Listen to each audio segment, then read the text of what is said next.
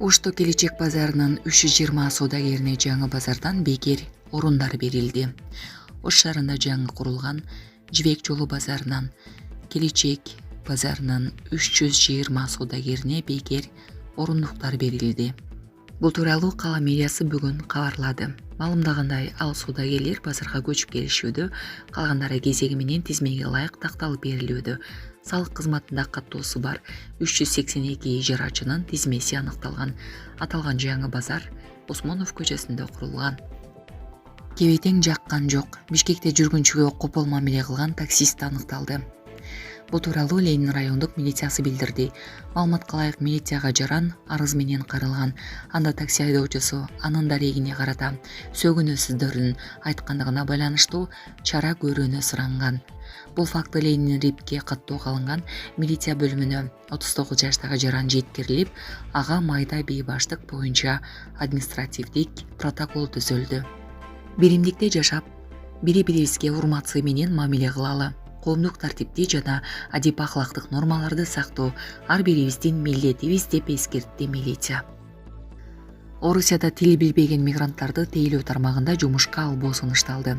Орусиянын эмгек министрлиги Орусия Федерациясынын жарандары менен өз ара карым-катнашка жана байланышка барган кызматтарга орус тилин билбеген чет элдик жарандарды жумушка алууга тыюу салган мыйзам долбоорун сунуштады.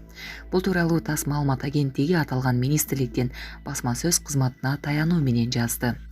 Басылма мында кеп айдоочулар, сатуучулар, дарыгерлер жана башка кесип ээлери жөнүндө болуп жатканын кошумчалады.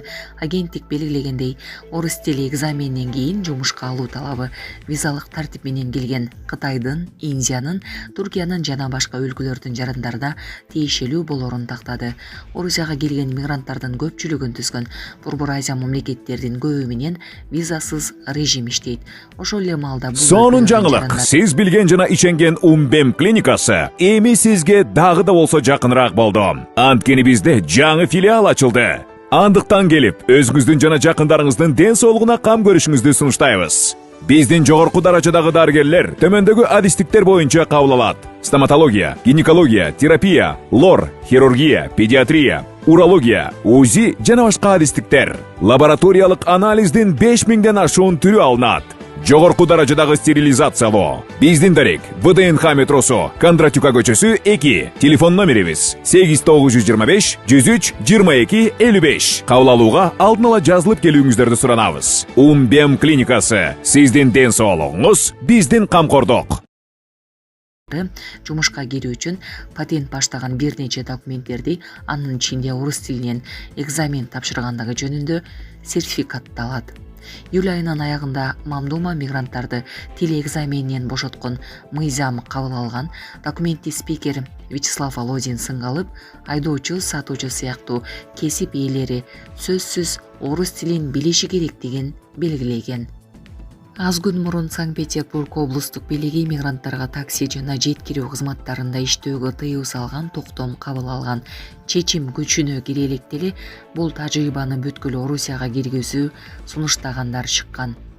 2024 Москвада Крокус Сити холдо кеминде 145 кишинин өмүрүн алган куралдуу чабуулдан кийин Орусияда мигранттарга каршы маанай күчөгөн. Кылмышка шектүүлөрдүн көбү тажик тектөө жарандар экени аныкталып, кармалган. Расмий Москва ошондон бери мигранттарга талап эрежелерди кыйла катаалатып, аларга каршы мыйзамдарды биринен сала бирин кабыл алып келатат. Анын ичинде иш орундарына, кафе, ресторандарда, эс алуучу жайларда, мечиттерде жана башка жайларда мигранттарды текшерүүлөр күчөгөн. Булак Азаттык. Ашуунун астынан өткөн туннель салынат. Жапаров Эңилчекке барып, эл менен жолукту. Президент Садыр Жапаров Ысык көлдүн алыскы Эңилчек айылына барып, жергиликтүү эл менен жолукту. Бул туурасында маалымат кызматы билдирди. Мамлекет башы менен кошо ал жерге УКМКнын төрагасы Камчыбек Ташиев, өзгө жок кырдаалдар министри Бообек Ажекеев жана транспорт министри Абсаттар Саргыбаев да барган. Жапаров жол салынып, ашуунун астынан өткөн 10 чакырымдык туннель куруларын айткан. Ашууга чейинки жана андан кийинки жолду быйыл баштайбыз. Кийинки жылы күздө бүтүп калат. Туннелге 2-3 жыл керек болот, деди Жапаров. Мындан тышкары айылдыктар окуучу балдарына каракулдун үй менен камсыз кылууну өтүнүштү. Анткени Эңилчек айылында 9-класска чейин эле окутат. Балдар андан ары Каракул шаарындагы мектептерде билимин улантат. Жапаров бул өтүнүшкө мамлекеттик ипотекадан кезеги менен үй берилерин айтты.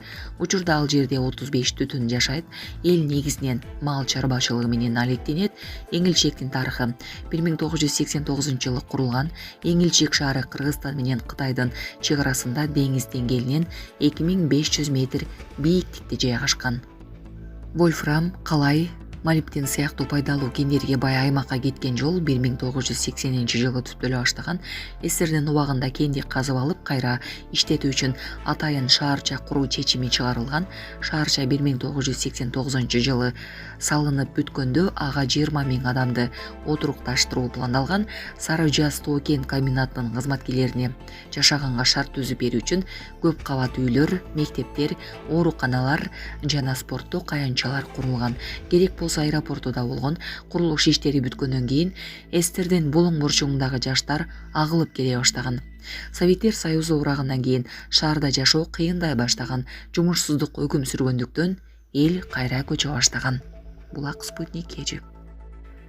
Зеленский Путиндин сүйлөшүүлөр тууралуу билдирүүсүнө жооп берди. Украинанын президенти Владимир Зеленский Орусия менен лидерлердин деңгээлинде жолугушууга даяр. Бул тууралуу ал өзүнүн Telegram каналында билдирди. Орусиядан айтылган билдирүүлөрдү угуп жатабыз.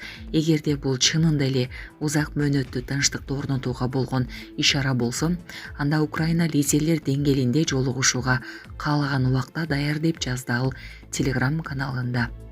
РИА Новости жазгандай, Владимир Путин менен Беларустун президенти Александр Лукашенко жума күнү Паламда бейформал жолугуш өткөрүштү. Анда журналисттер менен болгон баарлашууда Орус президенти Украинада мөөнөтсүз узак мөөнөттүү тынчтык орнотуу зарылдыгын белгилеген.